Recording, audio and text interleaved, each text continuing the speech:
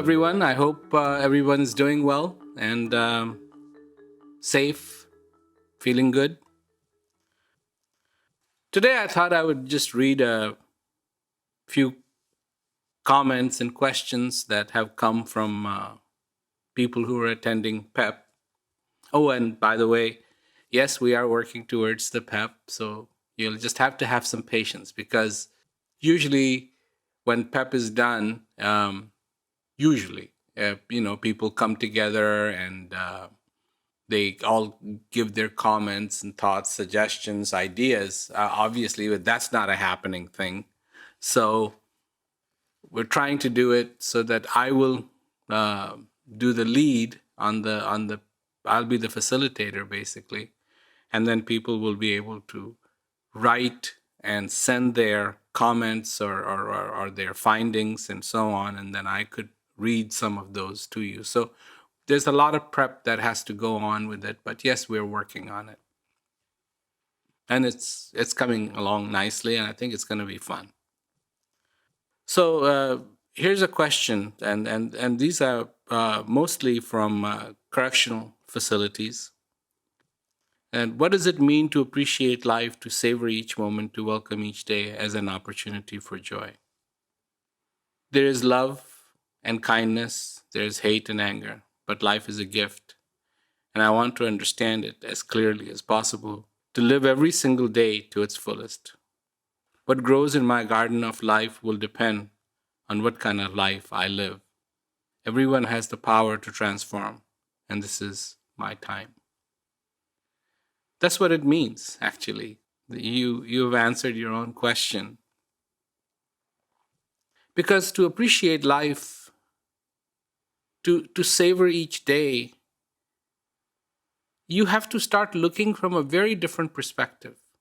And this is going to be part of this training that I'm putting together. And one of the things that I came up with is called Unchanged. So, what does unchanged mean? Unchanged means that there was a time that you were in touch with all the goodness in your heart. Things were good. You had that eye, you had that perspective, you had that eye to look for the good. You didn't look at things in a biased way. You looked at them from the eyes of reality. Because we don't see reality from the eyes of reality. We see them through our eyes. And by the time we start looking for that reality, our eyes that we are looking through is incredibly contaminated. But when we start seeing the reality with the eyes of reality, everything really changes. Everything. The whole perspective really changes. So one of the things that you have to do is unchange, meaning there have been a lot of ideas that have been brought forth.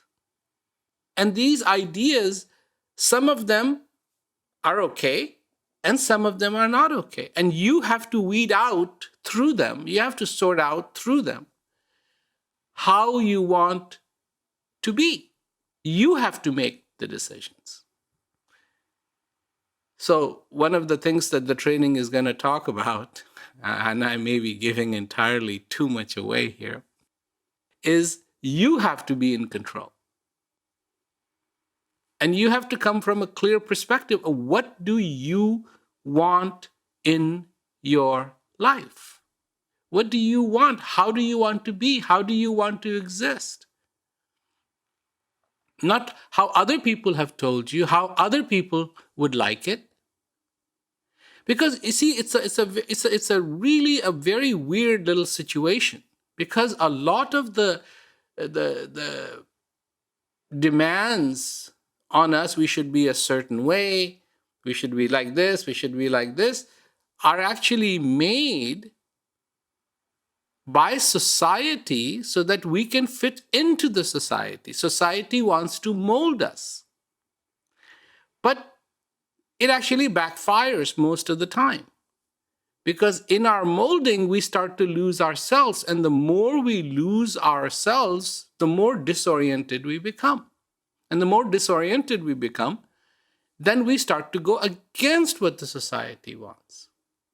So, in fact, if you do know yourself, if you are in touch with that joy, if you are in touch with that beauty, you're going to be far better participating member of the society than the way the society approaches you to be a part of itself.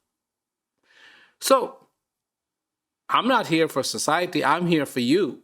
And I want you to become strong. I want you to understand what it means to appreciate life, to savor each moment. And to do these things, you really have to develop or redevelop, I should say, because that's the part of unchanging. Because I'm saying that you in your life, you know, you have these powers in you. You have forgotten how to evoke them. You have forgotten how to evoke them, and can we come together and re-evoke those powers? That the criteria becomes kindness. And I don't want to give more away of the training, but it looks like I can't help it. And then of course we're going to talk about this when the training happens, but to have patience with yourself, with your own understanding, because it takes a long time to walk out of that hole that we have put ourselves in.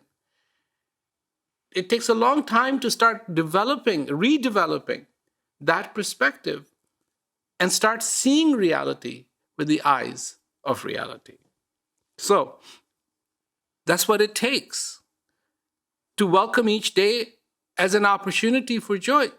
You really have to become an opportunist. You have to really understand what this is all about. You really have to understand that concept of being in that shopping center where you've got that limited amount of time and you're not allowed to take anything with you. You're not allowed to take physically anything with you. So this is the distinction you have to make. Physically, you cannot take anything with you. You can have anything you want that's in the shopping center, and that shopping center has just about everything. The only thing you will be able to take away, and here's the trick, and the trick is to enjoy yourself in that, and my premise is that it's like a lottery. You have won a lottery. As this award that you have won is that you get to spend an X amount of days in the shopping center, and the shopping center has shops that are just amazing. But you're not allowed to take anything. When your time ends, you're not allowed to take anything with you. So what are you going to do? Well, the strategy here is to enjoy every single day as much as you can, so that what you take with you when the time is over is that gratitude, is that thankfulness, is that enjoyment that you've had. That, wow, that was wonderful. That was wonderful being there. That's the trick.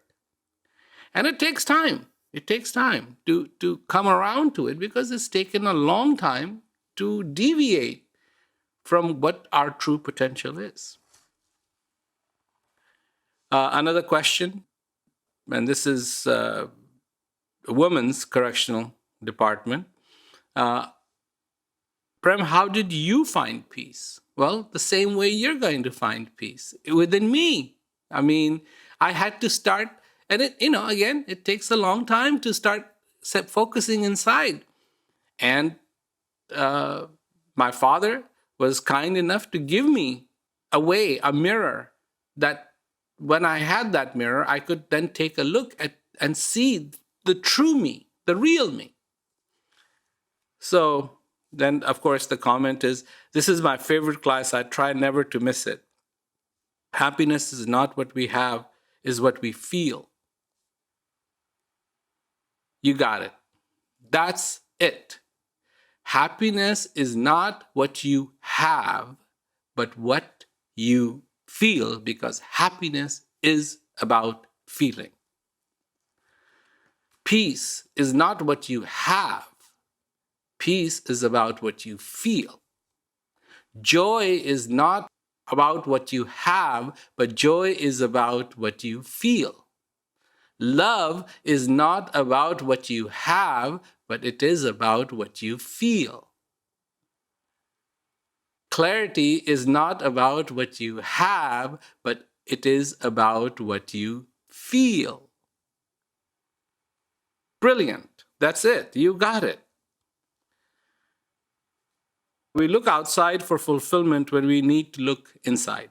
Absolutely right. And this is from university, adult education. How can I separate myself from my worldly worries? Are you your worldly worries? The worries are, this is the point of it. The worries are always going to be there. It's not like if you took a vacation from your worries for 2 minutes that they would disappear and you would have to go looking for them. No, they will find you. Don't worry about losing your worries. They will always be there. What you have to do is you have to be able to separate. It's exactly like when sleep comes. And so there you are. You're maybe sitting in a bus. And so the bus is full. It's full of strangers. And of course, if you have ever seen a bus, it is not exactly the most aerodynamic thing. It is not the most quietest thing. And it's, bumps come, then it bumps up and down. And a lot of times on the buses, the seats are not that comfortable. Now comes sleep. So you have noise. All the things that are going against you, you have noise, you're in the middle of the strangers, not a very suited environment, well-suited environment to be falling asleep. You're sitting in a stupid little chair that is not very comfortable. Again, not conducive to sleep because you should be lying down. But here comes sleep. And what happens? Well, what happens is all those other things that are not suited for it go right out the window. And slowly and slowly and slowly and slowly, your eyes start getting heavier and heavier and heavier, and you fall asleep. That's what has to happen here too. The need, understanding the need, not the want, the need becomes so good, the thirst, and I talk about it as thirst. Thirst becomes so powerful that it supersedes all those other things. All those worries, all the things that are not conducive for peace, it supersedes them. That's what it's all about. Question is, it's important to know what's going on in the world, but it's not as important as what's inside. How do I step back and do that? Again, it's a matter of habit. Because at one point in time, you didn't care about what was going on in the world because you were too young. You didn't care about the world. You didn't know what the world was. All you cared about was you. Now you have learned this behavior. And I would not say that, you need to stop worrying about the world. No, it's nice to know what's going on in this world. But it's also nice to know what's going on inside of you. And this is, again, that unchanged that has to happen. Question, he makes it sound so simple. The world is so unpeaceful. How do we go back? Is that even possible? Well, of course it is possible. If it isn't possible, then I'm just wasting my time. But I know I'm not, because I know I make the difference. And as that was the question, but here are some of the comments. I thought this class would be a philosophy on how to bring peace to the world, but Prem talks about a peace that's already inside. Yes. The more I find peace within myself, the more it spills out to others. Yes, that's what I'm saying. That's that first thing that I talked about, where the society tries to mold you in a particular way, but that's not necessary, because when you become whole, see, the thing is, when you are lit as a lamp, when you are lit as a candle, a lit candle can light unlit candles. If you take an unlit candle and rub it or bring it right to that fire that is on a lit candle, that unlit candle is not going to extinguish the lit candle, but quite the contrary. The lit candle will light up the unlit candle. That is the most powerful rule. And that is what I bank on to bring peace to people in this world. Prem said that all you want is to be at peace, which was very profound. You look and look and look, and it's in you. Yes, it's in you. There's a song that goes, people who need people are the luckiest people in the world. Prem would say, people who know themselves are the luckiest people in the world. Absolutely. You got that right. This peace education course has surprised me because it's not what I thought it would be. I look back at decades that went by when I wasn't that conscious. What Prem is saying is simple, that is already here. It's a matter of looking inward and finding contentment. That's right. That's right. That's right. That's right. That's right. You got it. See, it's so simple. It's so simple.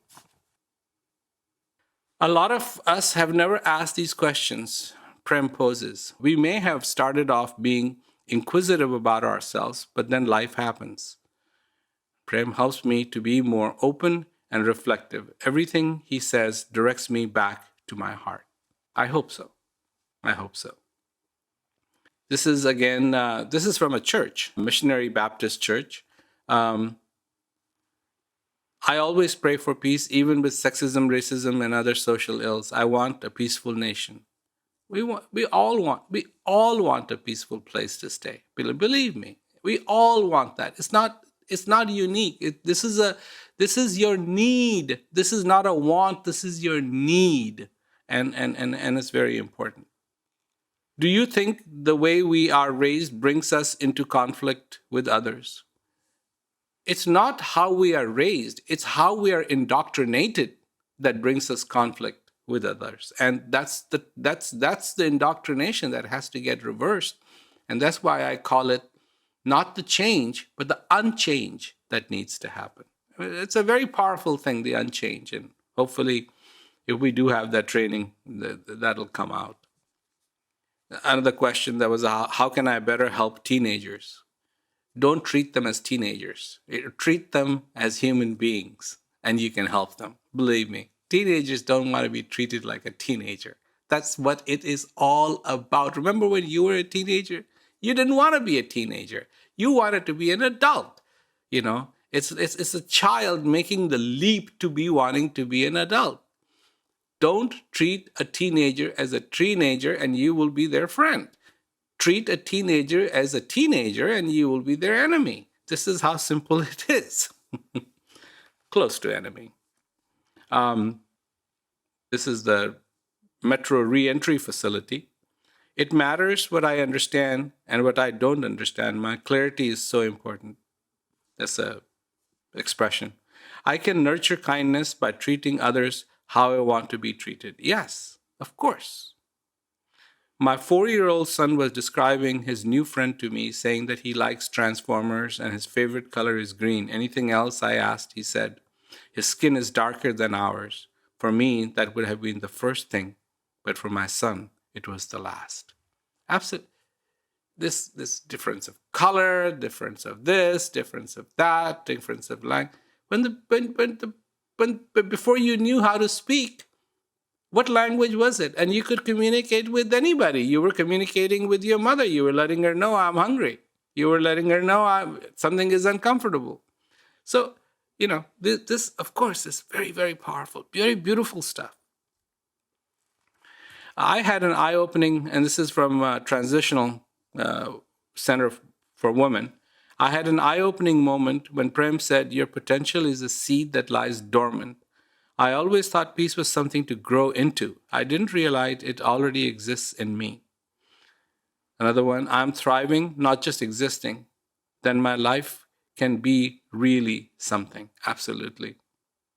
Prem talked about the dance of life. Sometimes the least little things can make us wobble.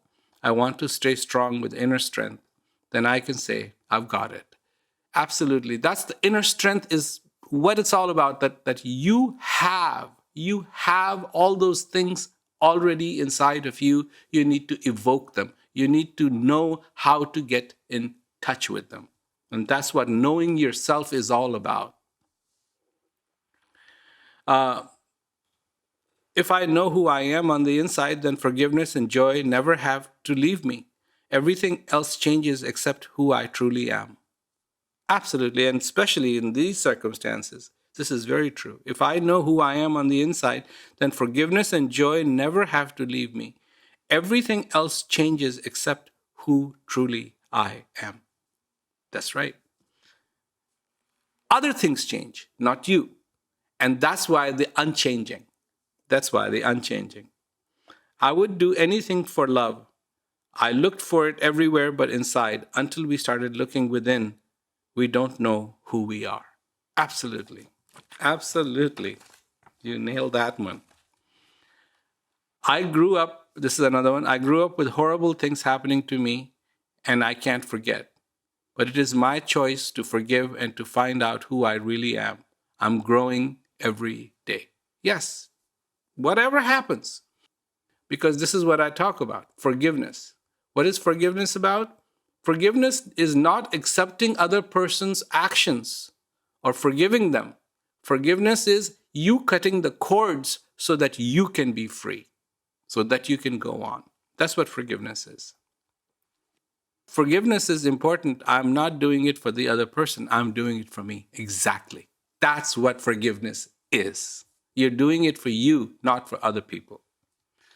So it's not about, oh, I will look, great to the other people. It's really to cut those strings so that you can be free. This is from Greece, of all places, women's prison. I was curious about the peace education program and decided to check it out. At first, I could not understand, but with time, the program felt very necessary, and I learned to love and understand myself. Because of this, I speak better and behave with respect toward other people around me. See, this is what I talk about. What the society wants you to do, they give you indoctrination to do that, but it doesn't work out that way because if you don't know yourself, it's not going to work. But as soon as you start knowing yourself, you become much more whole. You become much more complete. Because of this, I speak better and behave with respect toward other people around me. I have been positively influenced by this program, and what I have learned is now part of my everyday life. Wonderful. Another person saying, entering the prison's doors a few days after losing my favorite family member, I said to myself, everything is finished. I wondered why her and not me. My peace was covered by the black veil of sadness, and my soul was mourning. Something inside said, do something, my girl.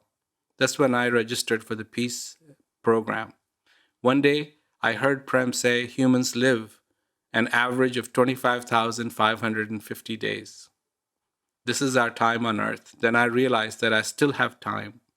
He said not to be influenced by the worries as long as the gift of breath is moving back and forth inside of me. I will persist knowing peace is inside. I dream of a better tomorrow and try to remember that today is my reality. If you can know today that and know that today is your reality, tomorrow will be great. Believe me, because tomorrow, when that tomorrow comes, it'll come as today. And what will you be busy doing? Looking at that tomorrow as today in the reality that exists inside of you. That's the way to do it. I attended the peace education program, and it has influenced me to do many good things in my life. I found peace deep inside. It might be a small seed, but it is so beneficial. I can express it as love or as a hug, because this is the way that it makes me feel inside. Every day I feel full from all I have been taught in this program and wish everyone could be influenced by peace. Listening to Prem, I found peace inside of me when I started to take care of the seed of peace. It started influencing my everyday life. I now wake up with joy and gratitude for everything as I thirst for water in the same way I long for the feeling of peace. Well, you know, what can I say? That's the way to live. That's the way to live. This is from North Carolina, Women's Correctional Facility. The peace class was such an eye-opener. I really like learning about inner wealth and being content no matter what the circumstances. Thank you. Another one, just listening to Prem gives me sense of peace. Thank you. And I learned from the peace education program that I have peace inside and the power to make my own destiny. Yes. Coming to the peace class is the best part of my day. It's wonderful. During this time that our facility is on lockdown from outside world, it is becoming especially evident how meaningful your service is to the women. This program, classes that you provide are greatly missed during this time. And that's from the correctional program supervisor. So I thought, why not talk about that today with you? Because these expressions come and we don't always get a chance to share that. So I thought, today take a few moments and share that with you. These are people that, in a way, have been in lockdown, are in lockdown, and maybe soon this coronavirus thing will be over and we'll be out and about moving, but these people will still be in lockdown, and how important it is for them to feel peace. So I hope you feel peace. I hope you feel well. So be well, be safe, but most importantly, be. Thank you.